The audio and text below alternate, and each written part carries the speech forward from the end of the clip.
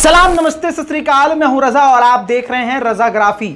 सबसे बड़ी खबर इस मिडिल ईस्ट रिपोर्ट की बता रहा हूं। सीधा सीधा ईरान जंग के लिए तैयार हो गया है। इतना ही नहीं, सिर्फ ये कहने वाली बात नहीं है, ज़मीनी हकीकत यह है कि ईरान ने अपने इतिहास का सबसे खतरनाक और सबसे बड़ा युद्ध अभ्यास करना शुरू कर दिया है, जिसमें दो खतरनाक अपने नए हथियारों का भी उसने इस्तेमाल किया है। और आपको बता दूं कि एक्सपर्ट के मुताबिक कहा यह जा रहा है कि ईरान ये समझ चुका है कि उस पर अब ख़तरा मंडरा रहा है और इजराइल अमेरिका कभी भी उसके खिलाफ बड़ी कार्रवाई और उस पर बड़ा हमला कर सकते हैं, जिनको देखते हुए ईरान ने भी ज़बरदस्त युद्ध अभ्यास अपने मुल्क में किया है।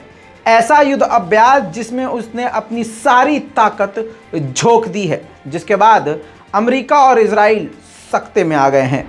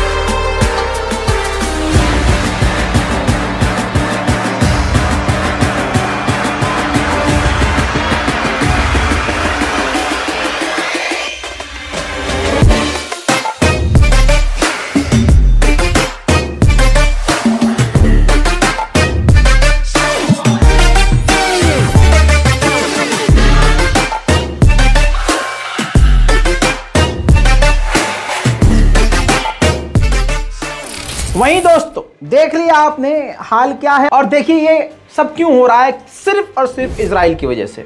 अमेरिका जो है ईरान से बातचीत भी शुरू कर चुका था और न्यूक्लियर डील पर भी राजी हो गया था ईरान के साथ। तुरंत ही इजराइल ने पूरा जोर लगाया। इजराइल के प्रेसिडेंट, इजराइल के प्रधानमंत्री, इजराइल के फॉरेन मिनिस्टर ने चक्कर मारना शुरू करे। कहाँ के? अमेरिका के। अमेरिका के खिलाफ ही टाइट हो गया इजराइल, नाराज़गी दिखाने लगा इजराइल। ऐसे में अमेरिका और इजराइल ने मिलिट्री ड्रिल शुरू करी। इसके अलावा बात यहाँ नहीं रुकी, ड्रिल तो शुरू कर ही दी दोनों ने, अमेरिका और इजराइल ने मिलकर। ऐसे में ईरान को ये समझ में आ गया कि अब उसका न्यूक्लियर जो डील है वो भी ज़बरदस्ती ख़राब किया जा सकता है, जिस पर तुरंत उल्टा जवाब अमेरिका ने दिया था। न्यूक्लियर प्रपोजल जो अमेरिका को दिया ईरान ने, उस पर बिना सोचे समझे ठुकरा दिया कि भाई ये एक्सेप्टेबल नहीं है। अब सुनिए, अमेरिका कि विदेश मंत्री ब्लिंकन ने अब ये कहा है ईरान के प्रपोजल पर कि वो बैकवर्ड है, उम्मीद से बहुत पीछे है, और हम उम्मीद नहीं करते थे कि ये शराइत ईरान हमसे रखेगा, और हमें कोई जल्दी नहीं है ईरान के इस न्यूक्लियर डील में वापस आने के लिए। तो यानी इजराइल का रंग नज़र आ रहा है, इजराइल की सारी कोशिशें कामयाब हो गई हैं, अमेरिका इजराइल की ज़बान बोल रहा है। वहीं इसी अमेरिका को डर हौथीस का भी है। जी हाँ, मैं बात कर रहा हूं यमन के लड़ाके हौथीस का, जिन्होंने अपनी मिलिट्री एक्सपेंड कर ली है। ईरान के ड्रोन, हथियार, missile, rocket launcher, defence system सब इनके पास मौजूद हैं। अब आपको बता दूं कि इससे खौफ आ रहा है क्योंकि यही हौथीस सऊदी अरब को दनादन निशाने पर लेते हैं और सऊदी अरब में मौजूद अमरीकी ठिकानों को उड़ा देते हैं। बात यहीं नहीं रुकती है, बात इससे आगे बढ़ती है। बात यह है कि अमेरिका को हर जगह पर हूथीज निशाने पर ले रहे हैं और कड़ी टक्कर दे रहे हैं। तो अब अमेरिका क्या कर रहा है, समझिए कैसी हवा निकली है। बाइडेन के बेहद करीबी एनवॉय, जी हां, पहुंचेंगे अमेरिका के राष्ट्रपति बाइडेन का संदेश लेकर यमन की सरकार और हूथीस से बातचीत करके अपने रिश्तों को यानी नरम करेंगे, नॉर्मल करेंगे। तो जिससे लड़ नहीं पाता है उसको अपना दोस्त बनाना शुरू कर देता है अमेरिका। तो हूथीस का खौफ अब अमेरिका के अंदर नज़र आ रहा है। वहीं एक नया अपडेट और आया है, ईरान के राष्ट्रपति इब्राहिम रईसी कुछ दिनों में अमेरिका पहुंचने वाले हैं दौरे पर। अब आपको बता दूं कि इस पर बहुत सारी अटकलें आ रही हैं। ऐसे में आपको बता दूं कि खुद अमेरिका के सरकार के लगभग 52 लॉ मेकर्स, 52 मंत्रियों ने ये रिटन में बाइडेन सरकार को लिखित में मांग की है कि आप इनका वीज़ा रद्द कीजिए, क्योंकि ये अमेरिका और अमेरिका के लोगों के खिलाफ बोलने वाला व्यक्ति है। सन 1988 में इसने कई 100 लोगों का कत्ल करवाया था। ऐसा इब्राहिम रईसी के बारे में बयान देते हुए 52 लॉ मेकर्स ने इनके दौरे को रिजेक्ट करने को कहा है। आपको बता दूं दोस्तों, इसके अलावा अरब देश भी अमेरिका इजराइल के साथ ईरान के खिलाफ कमर से कमर मिलाए नजर आ रहे हैं। इसी बीच में अरब लीग जो बिल्कुल मुर्दा हो जाता है जब फिलिस्तीन या दूसरे मुल्क में कहीं मुसलमानों पर जुल्म होता है। लाइव एग्जांपल आप जहां रहते हैं भारत में देख लीजिए। अरब लीग बोला कुछ, अरब लीग बना ही इसलिए है कि अरब में जो मुसलमानों के ख़िलाफ़ कुछ हो रहा है तो उस पर बोला जाए, दुनिया में अगर कुछ कहीं हो रहा है मुसलमानों के ख़िलाफ़ उस पर बोला जाए। नहीं बोलते ये। लेकिन आपको बताऊं, ईरान किसके कहने पर इन्होंने ईरान के ख़िलाफ़ बयान दिया होगा आप खुद समझ सकते हैं। अरब लीग ने कुछ दिन पहले ईरान के ख़िलाफ़ बयान दिया कि ईरान अरब कंट्रीज़ के बीच में टांग अड़ा रहा है, इन्वॉल्वमेंट बढ़ा रहा है, हूथीज़ और दूसरे टेररिस्ट को सपोर्ट कर रहा है, जो कि हमारे लिए ख़तरा है। ऐसे में ईरान ने अब इसका जवाब दिया है। ईरान ने कहा है अरब लीग को ईरान और तेहरान के बारे में चिंता करने की ज़रूरत नहीं है। इज़राइल के जो हमले मुसलमानों और फ़िलिस्तीनियों पर हो रहे हैं उस पर बोलने और उस पर अरब लीग को सोचने की ज़रूरत है। दोस्तों, इस पर आप क्या कहेंगे कि ईरान ने सही बोला? देखिए, ईरान में मेरे मामू के लड़के रहते नहीं और ईरान से मेरा कोई मतलब है नहीं और आपका भी कोई मतलब नहीं है। बात यहाँ पर यह है कि अगर आप हलाल रोटी खाते होंगे, मुझे उम्मीद है आप हलाल ही खाते हैं, तो आप कभी गलत बात एक्सेप्ट ही नहीं कर सकते। आप सोच के देखिए, टर्की के तो अभी तेवर बदले हैं, वरना पूरी तरह से टर्की, पाकिस्तान, आज़रबाईजान और आप जितने भी बड़े बड़े मुल्क हैं, जो रशिया को भी ले लीजिए, ये सब के सब ईरान के फ़ैन हैं। क्या हैं? ईरान के दोस्त हैं। लेकिन आप समझ सकते हैं कि अब जो बड़े बड़े मुल्क, अरब मुल्क हैं, आपने इंटरनेशनल प्राइम टाइम में आपने देखा होगा, मैं बता चुका हूँ कि किस प्रकार से अरब और यानी सऊदी अरब और अमेरिका मिल गए हैं सिर्फ ईरान के ख़िलाफ़।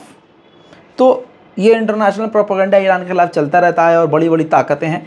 ईरान कैसा भी हो, कुछ भी हो, फ़र्क आपको नहीं पड़ता, हमको नहीं पड़ता, लेकिन सारी दुनिया आज ये मान रही है कि ईरान जो है ख़ासकर अमेरिका और इजराइल के सामने नहीं झुकने वाला एक वाहिद मुल्क है। अब आपको, क्योंकि आप भारत में रहते हैं अगर, तो आपके लिए एक बेहतरीन खबर बताऊं, बेहतरीन बात, बड़ी बात ईरान को लेकर। भारत और ईरान के रिश्ते अभी के नहीं हैं, बिल्कुल जैसे भारत के रिश्ते काफ़ी पुराने रूस से हैं, वैसे ही ईरान से भी काफ़ी पुराने भारत के रिश्ते हैं। इस मोदी सरकार को भले ही भारत में रहने वाले मुसलमानों से कितना भी दिक्कत हो और ये संघी अंधभक्त मुसलमानों के कत्ल और खून के कितने भी प्यासे हों, लेकिन इंटरनेशनल पॉलिसी जो हमारी अंतर्राष्ट्रीय, जो हमारे भारत की पॉलिसी है, वो बिल्कुल अलग है, डिफरेंट है। अब आपकी स्क्रीन पर सिर्फ 7 महीने में भारत का ईरान से 35% यानी 35% ट्रेड, इंपोर्ट एक्सपोर्ट बढ़ गया है। यानी भारत अब पहले से ज़्यादा एक्सपोर्ट ईरान में कर रहा है और ईरान से भी कई तरह के सामान अब भारत ले रहा है। यानी पिछले सिर्फ 7 महीने का ये डाटा है कि 35 महीने, 7 दूनी 14 कर दीजिए, 35 और हो जाएंगे तो 35 35 70। आने वाले वक्त में बहुत तेज़ी से ईरान और भारत करीब होंगे। लेबनान के बॉर्डर पर बड़ी खबर देखिए, लेबनान के बॉर्डर पर इजराइल का एक ड्रोन जाता है और अपने आप बॉर्डर के समुद्री इलाके में गिर जाता है। इजराइल पगला जाता है कि ससुरा हमारा ये ड्रोन अगर लेबनान के हत्थे चढ़ गया तो समझो ईरान के हाथ गया। और ईरान मास्टर है ड्रोन का, रिवर्स इंजीनियरिंग करके इसका बाप बना देगा। पूरी ताकत लगा दी, जैसे तैसे कर कर उसने अपने बॉर्डर के इलाके में जहाँ पर वो ड्रोन गिरा था उसको हासिल किया और बड़ी मुश्किल से उसको वापस इजराइल लेके गया। अब आपको बता दूं, पहले ये खबर आ रही थी कि इसको मार कर लेबनान और हिजबुल्लाह ने गिराया है, लेकिन जानकारी बता दूं कि ऐसा बिल्कुल नहीं है। इजराइल का ये ड्रोन टेक्निकल प्रॉब्लम की वजह से, कुछ खामी थी इसके अंदर जिसकी वजह से गिर गया। वहीं अब मैं आपको, मुझे पता है आप क्या सोच रहे हैं कि इजराइल की खबर, इजराइल की भी दे रहा हूँ, मिडल ईस्ट आप देख रहे हैं। इजराइल की कोर्ट ने फैसला एक बार फिर से फिलिस्तीनियों के खिलाफ दिया है। भाई सरकार शैतानों की, सरकार आतंकियों की, तो उससे आप न्याय की क्या उम्मीद करेंगे? तो इजराइल की कोर्ट ने ये ऑर्डर दिया है कि यूरोपीय यूनियन के फंड से जो स्कूल चलता है उसको भी गिरा दिया जाए। हालांकि यूरोपीय यूनियन और अमेरिका भी इस बात के खिलाफ हैं। इससे पहले कई सारे ह्यूमन राइट ऑर्गेनाइजेशन, एनजीओस को फिलिस्तीन में इजराइल ने झूठा इल्ज़ाम लगाकर बंद किया। यूरोपीय यूनियन, अमेरिका की एजेंसियों ने जब रिसर्च किया और कहा कि चलिए आप ही सबूत दे दीजिए कि इनके कौन से टेररिस्ट ऑर्गेनाइजेशन से लिंक हैं, तो इजराइल सबूत नहीं दे पाया। और बेगैरती और नंगई की इंतहा ये देखिए कि यूरोपीय यूनियन ये कह रहा है कि हम उन संस्थाओं को अभी भी फंड करते रहेंगे, ये काम तुमने गलत किया है। इसके बावजूद इजराइल का आतंक रुका नहीं है। अब यूरोपीय यूनियन के पैसे से जो फिलिस्तीन में स्कूल चलता है उसको गिराने का ऑर्डर दे दिया है इजराइल के कोर्ट ने। जितनी तेज़ी से सीरिया के एयरपोर्ट को इजराइल उड़ा रहा है, उससे डबल रफ्तार में सीरिया की सरकार उस एयरपोर्ट को बना देती है। दूसरी बार एयरपोर्ट पर हमला था जो पूरी तरह से एयरपोर्ट तबाह हो गया था। बड़े ही तेज़ी से 24 घंटे के अंदर सीरिया ने दोबारा से उस एयरपोर्ट को बना दिया और ये एयरपोर्ट चालू हो गया है। अब आपको कतर ले चलता हूँ। कतर और इजराइल के बीच में थोड़ा सा फासला रहता है। कतर जमा कर झापड़ मारता रहता है इजराइल को। आपको बताऊं, फिर से रिपीट कर देता हूं, फीफा वर्ल्ड कप कतर के अंदर होने वाला है, जिसके एड में, पोस्टर्स में इजराइल का मैप न दिखाकर फिलिस्तीन ऑक्यूपाइड टेरिटरी लिख दिया था, जिस पर इजराइल को झटका लगा था। इन सब के बावजूद यहूदी चाहते हैं कि वो फीफा वर्ल्ड कप देखें, जिसके लिए इजराइल की सरकार ने अब कतर से बात करी है। तो कतर ने कहा है कि ठीक है, हम आपके 10,000 यहूदियों को आने देंगे, लेकिन आप फिलिस्तीनियों को भी यहाँ फीफा वर्ल्ड कप देखने आने देंगे, तभी हम ये अलाउ करेंगे। वहीं दुबई यानी यूएई के फॉरेन मिनिस्टर अगले हफ्ते पहुंचने वाले हैं इजराइल यहूदियों की गोद में उछलने के लिए। जी हाँ, क्योंकि 2 साल हो चुके हैं यूएई और इजराइल के इस याराना रिश्ते को। जी हाँ, जो अब्राहम अकॉर्ड के मुताबिक दोस्ती यारी हुई है, इसको 2 साल हो गए हैं। दोस्तों, एक अच्छी खबर है, अमेज़ॉन में और गूगल में काम करने वाले जो दूसरे समुदाय और दूसरे धर्म के लोग भी हैं ना, जो ईसाई हों चाहे कोई और हो, वो भी फ़िलिस्तीन का दर्द समझते हैं। अमेरिका की सैन फ्रांसिस्को में प्रोटेस्ट हुआ है अमेज़ॉन और गूगल के ख़िलाफ़, खुद गूगल और अमेज़ॉन में काम करने वाले लोगों के द्वारा। जी हाँ, क्योंकि बताया ये गया है कि 1.2 बिलियन डॉलर का जो मुआहदा, जो डील है, वो अमेरिका की गूगल कंपनी ने इजराइल के साथ कर लिया है, जिस पर गूगल में काम करने वाले फ़िलिस्तीन के समर्थक, अमेज़ॉन में काम करने वाले फ़िलिस्तीन के समर्थक सैन फ्रांसिस्को की सड़कों पर उतर गए हैं और खुलेआम गूगल का विरोध कर रहे हैं। उनका ये कहना है कि तुम छुपा नहीं सकते, तुम इजराइल के साथ उसके प्रोपेगेंडे में हो, तुम इसको छुपा नहीं सकते, इस डील को तुम ढाक नहीं सकते। देखिए, Amazon get off it, put people over profit. The wall's coming through. Amazon get off it, put people over profit. All right, repeat after me. Tech from Amazon and Google. You can't claim that you are neutral. Tech from Amazon and Google. दोस्तों, middle east report में अभी तक के लिए इतना ही। इस पूरी report पर आपकी जो राय है वो काफ़ी ज़रूरी है। रिपोर्ट के नीचे कमेंट सेक्शन में ज़रूर जाके अपनी राय लिखिए, रिपोर्ट को शेयर कीजिए, खुद भी सब्सक्राइब कीजिए, दोस्तों से भी करवाइए, ख़ानदान से भी करवाइए। जय हिंद।